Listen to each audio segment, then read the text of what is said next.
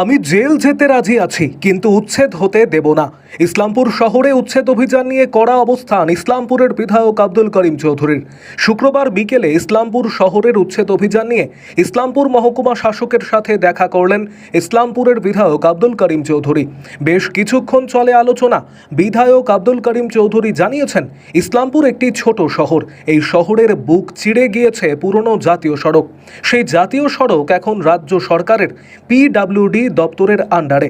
রাস্তার ধারে থাকা পিডব্লিউডি দপ্তরের জায়গা ও ড্রেন দখল করে দোকান করে কয়েক দশক ধরে ব্যবসা করে দিন যাপন করছেন বহু গরিব মানুষ।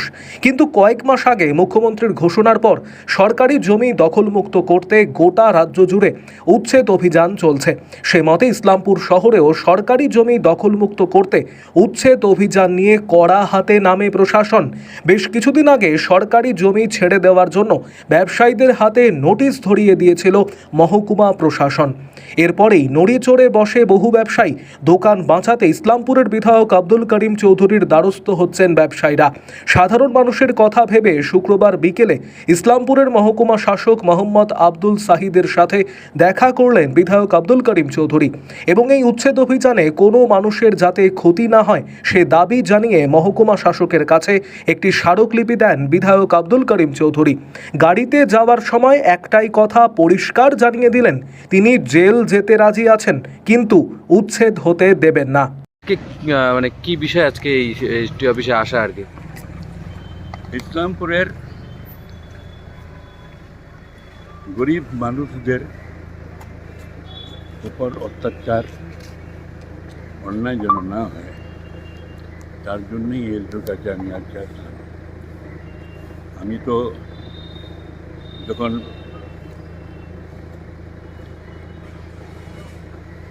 যখন এই ছিল কি নাম,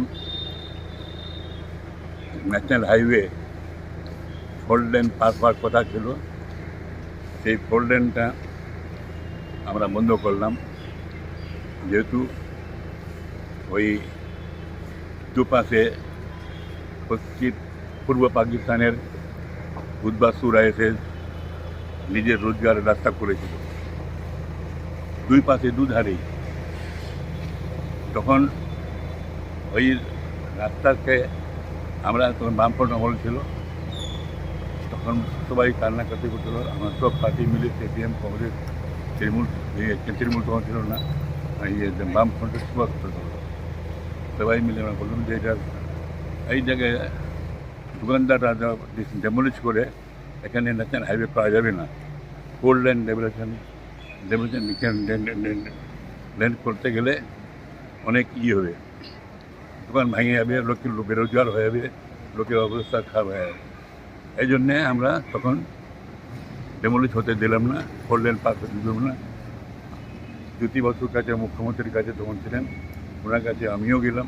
আমিও বললাম যে এরকম করলে ইসলামপুরটা ছোটো টাউন, ওর পাশ থেকে আবার ন্যাশনাল হাইওয়ে গিয়েছে, আর দুধারে ব্যবসায় করতেছে, লোকেরও রোজগার করেছে। এবার বেশিরভাগ আছে আমাদের পুরো পাকিস্তানি লোকেরা যারা ঘর ছেড়ে এসেছে ইসলামপুরে, তো তাদের এই জন্য একটা ব্যাপারটা চলছিল। এখন আপনারা এটা বাইপাস এটা না দেন, তাহলে এদের তো ভাঙিয়ে দেন ঘর, তো বিরাট অত্যাচার জুলুম হয়ে যাবে এই মানুষের উপর। তখন জ্যোতি বসু মুখ্যমন্ত্রী আমাদের এই কথাগুলো শুনে বলেছিলেন যে ঠিক আছে, মানে বাইপাস তৈরি হবে, এটা এই রাস্তার পর কোনো রকমের ন্যাশনাল হাইওয়ে 4 লেন হবে না। তখনই উনি পাস করে দিয়েছিলেন উনি। তারপর জানিয়েছেন দিলেন ল্যান্ড ডিপার্টমেন্টকে যে আপনারা জমি খুঁজেন, তো জমি খুঁজছিল, মাননীয় মুখ্যমন্ত্রীর সব জমি খুঁজছিল। তখন কী হলো যে এখন ন্যাশনাল হাইওয়ে চলে গেছে ওদিকে, বাইপাসের দিকে। এখন এই রাস্তাটা আছে যেটা পিডব্লিউডিকে মেনটেন্যান্স দিয়ে দিয়েছে, পিডব্লিউডি মেনটেন্যান্স করবে, ঠিক আছে, নাম জানছি, কিন্তু কত মুশকিলের সরালাম ন্যাশনাল হাইওয়ে, 5,000 কোটি টাকা ন্যাশনাল হাইওয়ে বাইপাস হয়ে গেল। এখন এই রোডটাকে আমরা করেছি। এখন এই রোডের উপর আমাদের দোকানদারদের যারা আর্নিং করতো, যারা গরিব লোকেরা, যারা দোকান তো আছেই, তারপর আরও কিছু লোক ফুটপাথের মধ্যে কিছু ব্যবসায় করতেছো, রোজগার করতেছিল, তারও ব্যাপার আছে। কিছু ড্রেনের উপর যে আছে, সেই ড্রেনটার উপরেও যে ড্রেনটা করেছিল, বাউন্ডেন ড্রেন কোনো আউটলেট নেই, সেই আউটলেটে যা না থাকাতে সমস্ত স্ট্যাগনেশন আছে, একদম জাম করা আছে, কাদা ফাদা মাটি পানি জল সব। একবারে আমি বিভূতি গোয়েল এসডিও ছিল একজন অ্যাডমিনিস্ট্রেটর, তো তাকে দিয়ে আমি 4.5 লাখ টাকা দিয়ে আমি ওই সাফাই করলাম, গার্বেজগুলো সাফাই করালাম। তো এখন চুরা চলছিল।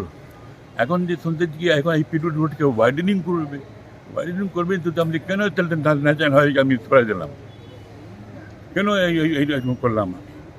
আমি লোকগুলোর আপনি রোজগারও হবে, এটা এই রাস্তাটা যে থাকবে পিটুল রোডই, for it will serve for two purposes. একটা আমাদের গরিব লোকের রোজগারও থাকবে আর রাস্তাটাও থাকবে, কিন্তু 15-16 ফিট রাস্তা হবে।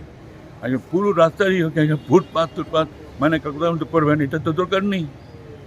লোকগুলো যাবে কোথায়? ওগুলোকে জঙ্গলে পাঠাবেন? জঙ্গলে জায়গায় লোক যেখানে মানুষ থাকবে সেখানে না লোক ব্যবসা করবে, যেখানে মানুষ নাই সেখানে কেমন করে ইয়ে করবে নাম ওই ব্যবসা করবে?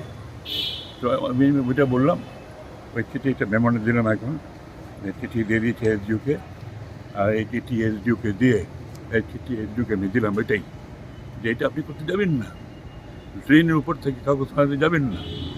আমি এটাও বলেছি যে ড্রেনটার সামনে আউটলেট করেন, তারপর জলের নিকাশ ব্যবহার করেন। এখন তিস্তায় জল ঢাললেও তো ড্রেন সাফ হবে না, যতক্ষণ আপনি ওই গার্বেজগুলো বের করবেন না, ট্রাক লোড করে বাইরে ফেলবেন না, যতক্ষণ আপনি হাত লোড করবেন না, যতক্ষণ